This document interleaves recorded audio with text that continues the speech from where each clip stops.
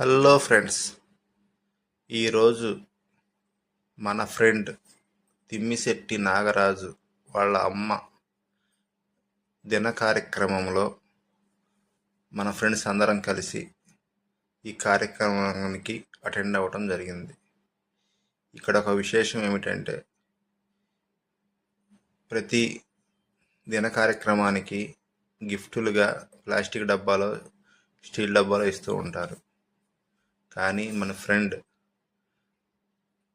ఒక డిఫరెంట్గా అందరికీ తలా ఒక జామ మొక్క వాళ్ళమ్మ జ్ఞాపకార్థం ఇవ్వటం జరిగింది. నిజంగా ఇదైతే నాకు చాలా ఆనందకరంగా అనిపించింది. ఎందుకంటే ఈ మొక్క కాసి రేపు దీని ప్రతిఫలం తినే రోజు గ్యారెంటీగా మన ఫ్రెండ్ వాళ్ళమ్మ గ్యారెంటీ గుర్తుంటారు మనకి. ఈ